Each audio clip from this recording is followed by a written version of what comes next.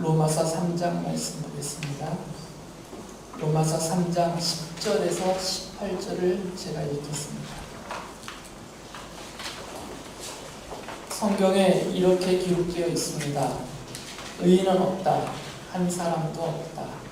깨닫는 사람도 없고 하나님을 찾는 사람도 없다. 모두가 곁길로 빠져서 쓸모가 없게 되었다. 선한 일을 하는 사람은 없다. 한 사람도 없다. 그들의 목구멍은 열린 무덤이다. 혀는 사람을 속인다. 입술에는 독사의 독이 있다. 입에는 저주와 독설이 가득 찼다. 발은 피를 흘리는 일에 빠르며 그들이 가는 길에는 파멸과 비참함이 있다. 그들은 평화의 길을 알지 못한다. 그들의 눈에는 하나님을 두려워하는 빛이 없다.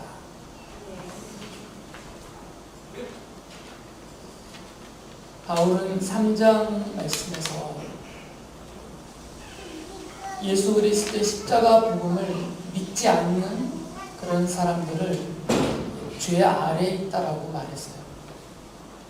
그러면서 죄 아래에 있는 아직 십자가의 복음을 믿지 않는 사람들은 죄 아래에 있기 때문에 깨닫지 못한다라고 말해요. 깨닫지 못한다라는 것은 하나님을 깨닫지 못한다는 거죠. 그리고 하나님의 뜻과 또 하나님의 행하심을 깨닫지 못한다라는 말이에요. 그러니까 당연히 하나님의 존재 자체를 부정하게 되죠. 그래서 하나님을 찾지 않는다라고 말해요. 좀 전에 읽어드린 말씀이지만 한 번 더 읽어보면 로마서 3장 10절에서 11절에 이렇게 바울이 말합니다. 의인은 없다. 한 사람도 없다. 깨닫는 사람도 없고 하나님을 찾는 사람도 없다. 물론 구약의 말씀을 바울이 인용한 겁니다. 복음을 믿지 않으니까 하나님을 알지 못하는 거예요. 깨닫지 못하죠. 그러니까 당연히 그 존재 자체를 부정해버리니까 하나님을 찾지 않는다는 것이죠. 바울은 구약 성경을 인용하면서 이렇게 복음도 믿지 않고 그리고 깨닫지 못하는 사람, 그래서 하나님을 찾지 않는 사람들에 대해서 로마서 3장 18절에서 이렇게 말을 해요. 그들의 눈에는 하나님을 두려워하는 빛이 없다. 그 사람들이라는 것은 앞서 말씀드린 것처럼 복음을 믿지 않는 사람들, 깨닫지 못하는 사람들, 하나님을 찾지 않는 사람들이에요. 이 사람들 눈에는 하나님을 두려워하는 빛이 없다는 거죠. 하나님을 두려워하지 않는다는 것입니다. 하나님의 존재 자체를 부정하니까 하나님을 전혀 두려워하지 않아요.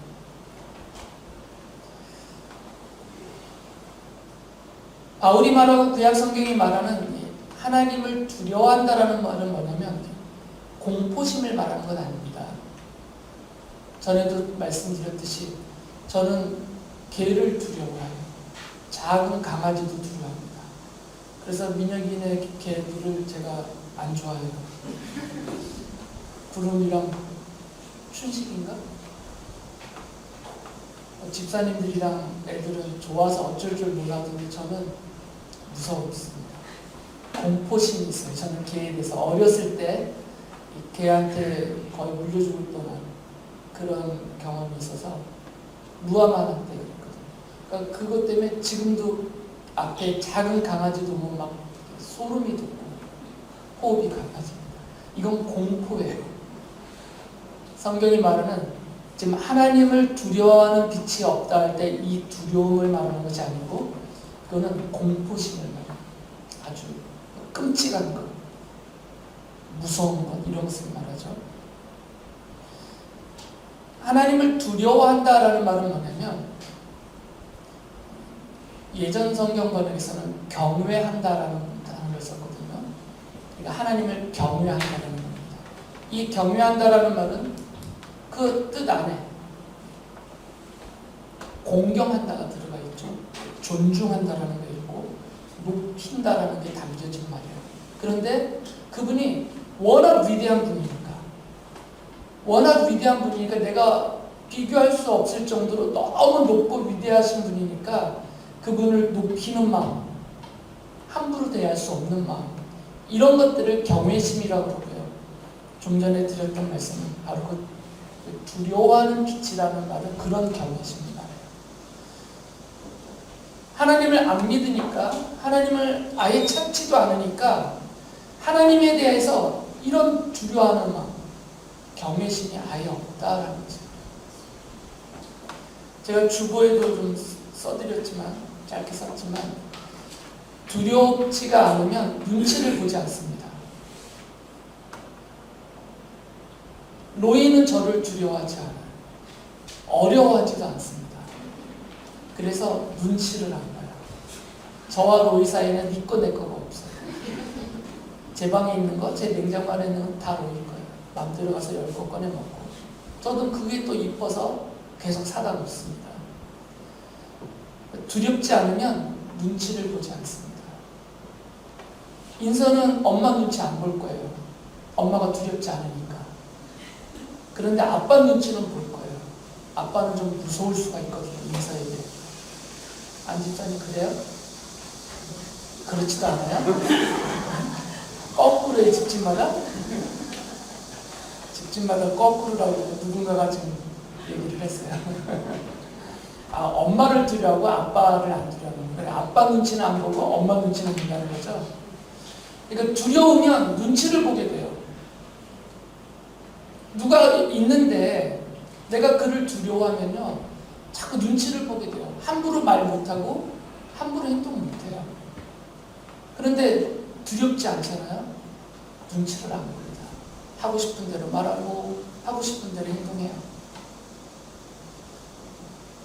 하나님을 믿지 않는 사람들, 하나님을 찾지 않는 사람들은 그래서 하나님이 두렵지 않으니까 하나님 눈치를 안 봅니다. 눈치 안 보니까 자기가 말하고 싶은 대로, 자기가 행하고 싶은 대로 그렇게 살고 있다는 것이죠. 바울은 이런 사람들이 죄 아래에 있다라고 말을 했어요. 물론 여러분들은 다르죠. 여러분들은 하나님 눈치 보고 살고 있잖아요. 우리는 하나님을 경외하니까. 우리는 왜 하나님을 경외하냐면 하나님이 어떤 분인지를 깨달았기 때문에. 그래서 알고 있단 말이에요.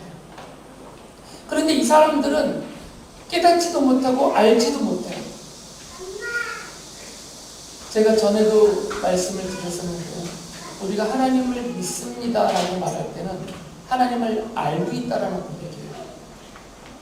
물론 성경이 하나님에 대해서 많은 소개를 하지만 정말 최소한, 다른 것은 몰라드린다는 게 아니고요. 우리가 부족하고 연약해서 거기까지는 모른다고 쳐도 최소한 이 5가지는 알아야 된다고 말씀을 드렸어요. 하나님에 대해서. 누군가가 나에게 당신이 믿는 하나님은 어떤 분이라고 물을 때, 또 당신은 그 하나님을 어떤 분이라고 믿고 있느냐고 물어볼 때 우리가 대답할 말이 있어야 되는데 최소한 이 5가지에 대해서는, 최소한 5가지는 알고 계셔요. 내가 이렇게 믿습니다라고 고백을 할 수 있어야 돼요. 성경이 말하고 있는. 첫째는 하나님은 나를 포함해서 온 우주와 그 안에 있는 모든 만물을 창조하신 분이십니다. 그래서 하나님은 창조주이십니다. 이렇게 고백할 수 있어요. 우리가 믿고 있는 하나님은 바로 그런 분이십니다. 창조주 하나님이세요. 두 번째는 하나님이 모든 것을 창조하셨기 때문에 이 땅에 존재하는 모든 생명의 주인이세요. 하나님이 직접 창조하시고 만드셨기 때문에, 그래서 하나님은 만물의 생명의 주다라는 고백을 할 수 있어요. 물론 나를 포함하는 겁니다. 그리고 세 번째는 다 연결되는 거죠. 하나님이 창조하셨고 모든 만물의 그 생명의 주이시니까 당연히 세상 모든 것과 그 안에 있는 모든 일들을 다 다스리시는 분이세요. 그래서 통치자라고 우리가 고백할 수 있어요. 하나님은 세상 모든 것을, 그리고 모든 일에 대한 통치를 하시는 분이세요. 그리고 네 번째로는 우리 하나님은 인간으로 이 땅에 오셔서 십자가에 죽어주시기까지 하실 정도로 우리를 사랑하시는 우리의 구세주시라는 거죠. 우리를 죄 아래 영원한 사망 가운데 버려두지 않고 우리를 거기서 구원해 주신 분이시니까 하나님은 나의 그리고 우리의 구세주세요. 마지막 다섯 번째는 우리 하나님은 만물에 나를 포함한 모든 것들에 대해서 심판하시는 분이세요. 그냥 내버려두고 계시는 분이 아니시라는 말입니다. 이 다섯 가지 이미 다 아시는 분들도 있지만 기억해 하시라고 여러분이 마음에 담아두시라고 다섯 가지만 다시 한번 반복해 보겠습니다. 하나님은 첫째 창조주이시죠. 따라해 주시면 더 좋고요. 다시 첫째 하나님은 창조주시다. 두 번째 하나님은 생명의 주인이시다. 생명의 주인. 세 번째는 하나님은 통치자. 네 번째 하나님은 구세주. 마지막으로 하나님은 심판자. 우리의 심판주자. 최소한 이 다섯 가지의 고백은 할 수 있어야 돼요. 내가 믿는 하나님은 이런 분입니다라고 우리는 고백할 수 있어야 돼요. 누구 앞에서. 그런데 죄 아래 있는 사람들은 복음을 아예 거부하니까 이 다섯 가지를 몰라요. 하나님이 어떤 분인지 깨닫지 못하고, 그러니까 하나님을 찾지도 않고, 당연히 하나님을 두려워하지도 않고, 그렇게 산다라는 거죠. 그런데 성도들은 다릅니다. 여러분들은 다르잖아요. 우리는 하나님 눈치를 보면서 살고 있습니다.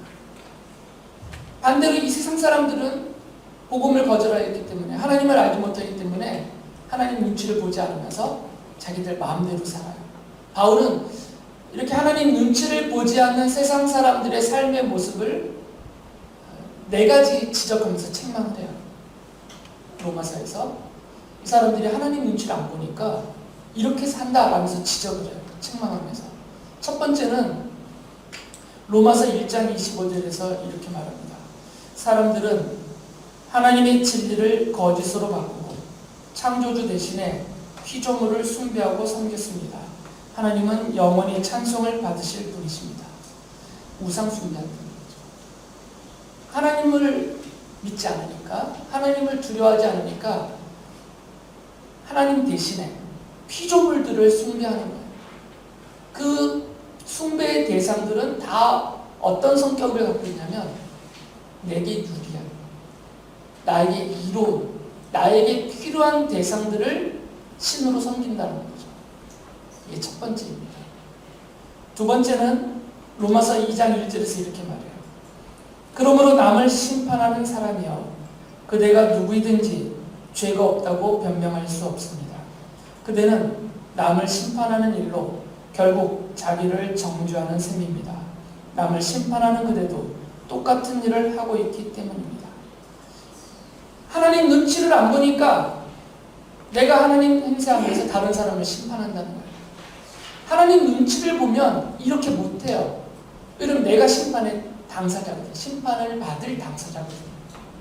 내가 심판을 받을 당사자인데 내가 다른 사람 신경 쓸 틈이 없거든요. 그런데 하나님 눈치를 안 보니까 나는 멀쩡한 한 줄 알고 다른 사람에 대해서 막 심판을 해요. 세 번째는 로마서 1장 27절에서 바울이 이렇게 말합니다.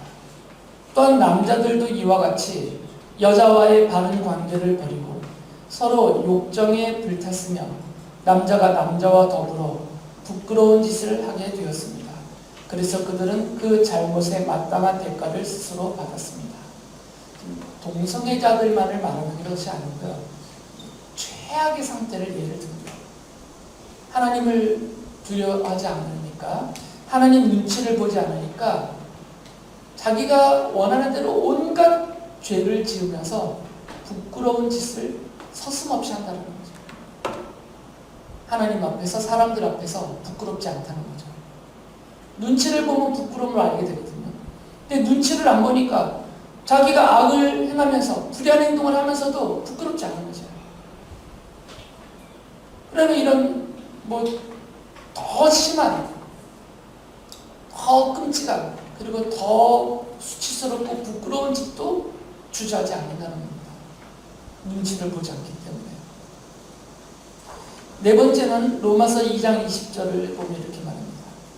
지식과 진리가 율법의 구체화된 모습으로 들어있다고 하면서 스스로 어리석은 사람의 스승이요 어린아이의 교사로 확신한다고 합시다.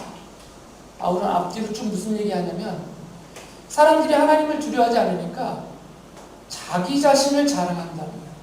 스스로를 자랑스러워한다는 거죠. 스스로를 자랑스러워하면서 다른 사람을 자꾸 가르치려고 해요. 그런데 반대로 하나님을 두려워하는 믿음이 있으면 하나님 눈치를 보게 되니까요. 다른 사람을 가르칠 여력이 없어요. 내 몸 추스리기 바빠요. 내가 어떤 잘못을 하고 있지 않나? 잘못된 생각하고 있지 않나? 내가 뭐 틀리지 않았나? 자기 살기 바빠요. 하나님 눈치 보느라고. 그러니까 다른 사람이 뭘 잘못했는지 무엇을 모르는지 이거 신경 쓸 틈이 없어요. 아예 들리지도 않고 보이지도 않는 거죠. 그런데 하나님을 두려워하지도 않고 하나님 눈치를 보지도 않으니까 자꾸 그런 게 보여요. 그게 자꾸 들려요. 거슬려요. 그러니까 자꾸 가르치려 드는 것이죠. 하나님을 두려워하지 않는, 그래서 하나님의 눈치를 보지 않는 사람들의 행태, 그 모습을 바울이 이렇게 네 가지로 지적을 했어요. 자꾸 우리 얘기하는 것 같단 말이에요, 바울이. 나는 하나님을 믿고 하나님을 두려워하는 마음이 있고 하나님 눈치를 보며 살고 있는데도 바울이 말하는 이 네 가지 지적하는 내용과 책망하는 내용이 자꾸 내 얘기같이 들리지 않아요. 뭐 안 들리시는 분 있으면 정말 제가 박수를 쳐드리고 싶어요. 아주 잘 살고 계시는 분들. 그런데 자꾸 뭔가 좀 나에게 걸리는 말 같고 꺼림칙스러운 말처럼 들리면 자기를 진단해야 됩니다. 내가 하나님 눈치를 보지 않고 있구나. 내가 하나님을 두려워하지 않는구나. 물론 그렇다고 해서 여러분이 믿음이 없다는 건 아닙니다. 아직 온전하지가 않다는 거예요. 하나님을 믿는데 하나님을 두려워하는 그 경외심이 부족하다는 거예요. 그러니까 하나님을 향해서 이제 눈치 보지 않는다는 거예요. 하나님은 처음부터 이스라엘 사람들에게, 하나님의 백성이라고 택하신 이스라엘 사람들에게 처음부터 하나님 두려운 줄을 알아야 한다라고 명하셨어요. 모세를 통해서 레위기 25장 17절에서 하나님이 이렇게 말씀하셨어요. 너희는 하나님 두려운 줄을 알아야 한다. 나는 주 너희의 하나님이다. 이건 지금 바울 사도나 모세가 권하는 게 아니고요. 하나님이 하나님의 백성들을 향해서 직접 하신 말씀이에요. 하나님 두려운 줄 알아라. 그러니까 하나님 두려운 줄 모른다면 잘못된 거예요. 하나님을 향해서 눈치 보임이 없다면, 눈치 보지 않는다면 지금 잘못된 상태입니다. 이건 하나님이 명하신 것이기 때문에. 사무엘 예언자도 사무엘상 12장 24절에서 이렇게 하나님의 백성들을 책망하며 가르쳤습니다. 당신들은 주님만을 두려워하며 마음을 다 바쳐서 진실하게 그분만을 섬기십시오. 주님께서 당신들을 생각하시고 얼마나 놀라운 일들을 하셨는가를 기억하십시오. 하나님을 두려워해야 된다고 하나님의 백성들에게 가르치고 있어요. 마음을 다 바쳐서 진실하게 그분만을 섬겨야 된다고 가르치잖아요. 이게 올바른 하나님의 백성의 상태이기 때문입니다. 바울 사도가 이렇게 하나님의 백성으로서 하나님을 알고 하나님을 믿고 하나님을 두려워하는 마음을 갖고 있는 성도들은 하나님 눈치를 보면서 성도들의 눈에는 하나님을 두려워하는 빛이 가득해서, 다시 말하면 그 마음에는 하나님을 향한 경외심이 가득 차서 하나님 눈치를 보면서 함부로 못 산다는 거예요. 이렇게 함부로 못 사는 성도들의 삶의 모습을 바울은 설명을 합니다. 앞서서는 하나님을 향해서 두려워하는 빛이 없는, 그 눈에 두려워하는 빛이 없어서 하나님 눈치를 전혀 보지 않고 사는 사람들의 모습 네 가지를 지적하며 책망했잖아요. 이제는 바울 사도가 성도들에게 하나님을 두려워하는 빛이 있는, 하나님을 향해서 눈치 보면서 경외심으로 가득한 성도들은 어떤 모습을 갖고 어떻게 살아야 됩니다라는 것을 또 제시를 해줘요. 이걸 잘 대조하라는 겁니다. 서로 대조해가면서 나는 이렇게 살면 안 되고 이렇게 살아야 되는구나. 이것을 가르쳐줘요. 로마서 6장 13절에서 바울이 이렇게 말합니다. 그러므로 여러분은 여러분의 지체를 죄에 내맡겨서 불의의 연장이 되게 하지 마십시오. 오히려 여러분은 죽은 사람들 가운데서 살아난 사람답게 여러분을 하나님께 바치고 여러분의 지체를 의의 연장으로 하나님께 바치십시오. 여기서 의의 연장이라는 것은 도구, 무기를 말해요. 영화 보면, 조폭 영화 보면 연장 챙겨라 막 이러잖아요. 그게 원래는 도구거든요. 근데 이제 의미를 무기라는 걸 대체해서 재밌게 표현하는 거죠. 여기서 말하는 그 바울 사도는 불의의 연장이냐 의의 연장이냐 이렇게 대조를 하고 있잖아요. 대비를. 불의를 행하는 일에 또 불의를 위하여서 쓰여지는 연장, 쓰여지는 무기, 거기에 쓰이는 도구로 살지 말라는 거예요. 하나님을 두려워하면서 하나님 눈치를 보면서 여기서 말하는 의는 하나님의 뜻과 하나님의 기뻐하심입니다. 하나님의 뜻에 맞게 하나님이 기뻐하시는 그 일이 이루어지는 그 일에 쓰임받는 연장, 도구, 무기가 되라는 거죠. 이게 하나님 눈치를 보는 성도들의 삶입니다. 성도가 말을 하는데, 행동을 하는데, 어떤 일을 계획하고 이루어가는데 그게 불의한 일이라면 하나님 눈치를 안 본 거예요, 이 사람은. 성도가 어떤 일을 이루었는데 하나님이 기뻐하세요. 하나님의 영광이 드러나고 선포되고 있어요. 그러면 의의 연장 역할을 하는 거죠. 하나님 눈치를 잔뜩 보기 때문에. 바울 사도가 그것을 제시해주고 있습니다. 또 로마서 6장 18절에서는 이렇게 말해요. 죄에서 해방을 받아서 의의 종이 된 것입니다. 그 앞에 구절에 보면 순종의 종이라는 표현이 있어요. 순종의 종과 의의 종이 지금 같은 뜻으로 쓰이고 있어요. 하나님의 말씀에 순종하면서 그 말씀을 이루는 종으로 산다라는 거예요. 하나님의 눈치를 보면서. 그러니까 하나님을 두려워하지 않고 하나님 눈치를 안 보면 이거하고는 상관없어요. 하나님의 말씀이 전혀 문제가 안 됩니다. 이 사람에게. 하나님의 말씀이 있음에도 불구하고 그 말씀이 규정해 놓은 것이 있는데도 불구하고 이거 완전히 무시하게 돼요. 하나님은 두렵지 않은데 하나님 눈치가 안 보이는데요. 그러니까 이 말씀도 무시가 되는 이 사람에게서는. 그러면 불순종의 종이 되는 거죠. 의보다는 불의의 종이 되어서 세상이 원하거나 자신이 원하는 그 일을 이루어가는 종살이를 하게 된다는 거죠. 로마서 6장 22절에서는 이렇게 말합니다. 이제 여러분은 죄에서 해방을 받고 하나님의 종이 되어서 거룩함에 이르는 삶의 열매를 맺고 있습니다. 그 마지막은 영원한 생명입니다. 이걸 다 모아서 바울이 한마디로 이렇게 말합니다. 하나님의 종으로 산다는 거죠. 하나님을 믿는 사람들, 하나님을 두려워하는 빛이 그 눈에 가득한 사람들, 그 마음에 하나님을 향한 경외심이 가득한 사람들은 매 순간에 늘상 하나님 눈치를 보면서 살기 때문에 하나님의 종이 된다. 하나님의 뜻을 받드는 종, 하나님이 기뻐하시도록 살아가는 종, 하나님의 계획에 기꺼이 연장이 되어서 도구가 되어서 그 일을 이루어드리기를 좋아하고 헌신하는 하나님의 종으로 산다는 것입니다. 사도 바울은 이 모든 것을 쉽게 설명해 줬어요.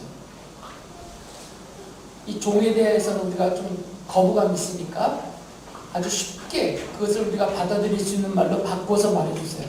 로마서 12장 2절에서 이렇게 말합니다.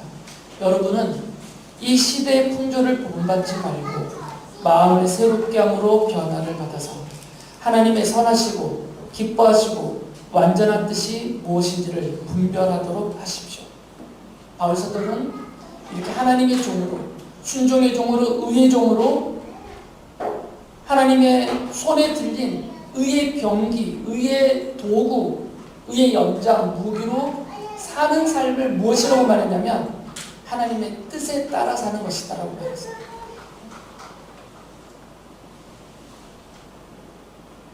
종은 주인의 눈치를 보면서 주인이 말로 명령하든 눈빛으로 지시를 하든 손끝으로 가리키든 계속 살펴야 돼요. 종은. 그게 눈치 보는 거예요. 그리고 어떤 방식으로든 주인의 뜻이 드러나면 바로 순종하는 거죠. 이게 착하고 충성된 성실한 종이고 주인으로부터 칭찬을 받고 높임을 받는 종의 모습이에요. 주인의 뜻을 찾는다는 거죠. 주인의 뜻이 뭐지? 그 눈빛을 보면서, 주인의 눈빛을 보면서 아 저런 뜻이구나. 손끝을 바라보면서 아 주인의 뜻이 무엇을 가리키고 있구나. 주인의 입을 보면서 주인이 하는 말이 무슨 뜻이구나. 그걸 계속 살피는 거예요. 민감하게. 만약에 그렇지 않으면 이 종은 주인으로부터 책망을 받아요. 주인이 자기의 뜻을 알려주었는데 눈치를 안 보니까, 신경을 안 쓰니까 그 뜻을 귀로도 들었고 눈으로도 봤고 몸으로도 느꼈는데 못 알아듣는 거죠. 그러면 주인으로부터 책망을 받죠. 칭찬을 받지 못하고 높임을 받지 못하고 오히려 더 내침을 받게 돼요. 바울은 성도들에게 이것을 가르칩니다. 주님을 믿는 성도들, 하나님을 경외하는 성도들, 그 눈에 하나님을 두려워하는 빛이 가득한 성도들은 하나님 눈치를 보면서, 다시 말하면 하나님의 뜻을 살피며 산다는 거예요. 매 순간에. 종에게는 선택권이 없잖아요. 컨디션 좋으면, 상태가 좋으면 주인 앞에 나가서 뜻이 뭐지요? 하고 이게 아니고, 상태가 안 좋으면 막 뒤로 가서 숨고, 장독 뒤에 가서 숨어서 낮잠 자고, 종은 그렇게 말하잖아요. 그러니까 성도는 이렇게 늘 하나님의 뜻을 찾고 그 뜻을 이루는 하나님의 종으로 산다라는 거죠. 이러한 사람이 참되게 십자가의 복음을 깨닫고 믿는 사람이에요. 이런 태도와 이런 자세로 사는 사람들이 하나님의 백성이고 하나님의 자녀이고 성도로 부르심을 받은 자들이라는 것입니다. 그러나 이런 믿음이 없는 사람들 또는 그것이 아주 연약한 사람들은 늘 자신이 주인 행세를 해요. 주인이 없는 사람인 것처럼.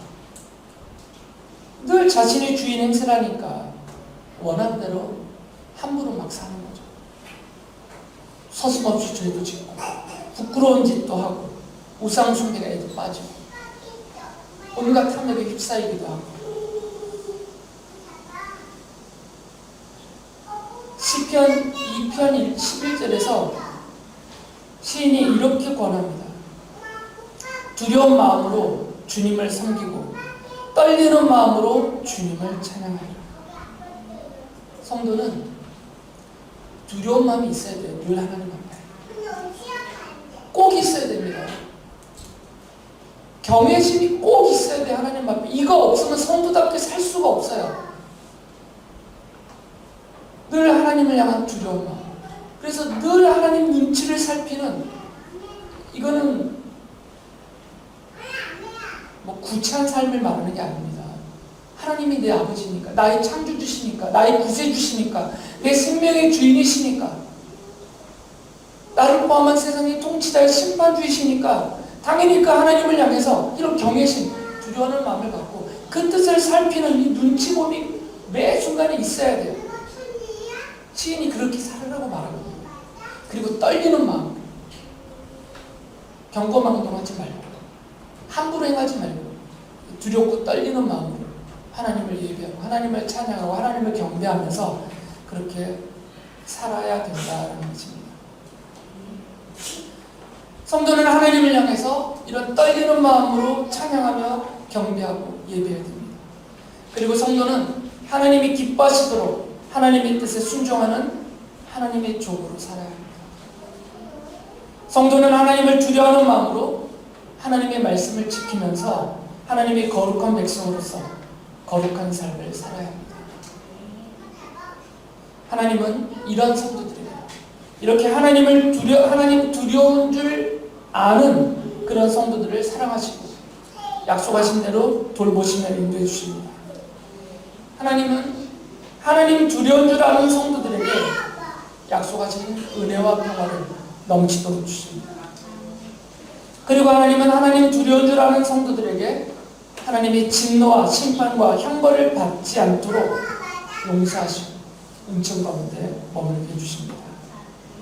더 나아가서 하나님은 하나님 두려운 줄 아는 성도들에게 이 세상에서 두려울 것이 없도록 그들을 위해서 놀라운 일들을 해주십니다.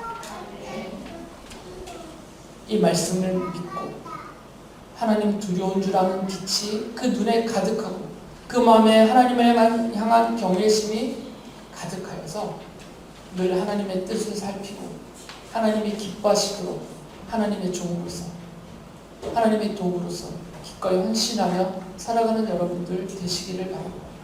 하나님이 약속하신 대로 그러하기 때문에 하나님 두려운 줄 아는 여러분들 앞에 이 세상에서 두려울 것이 없도록 해주시는 하나님의 도우심과 은혜와 은총을 누리며 사시는 여러분들 되시기 바랍니다. 기도하겠습니다.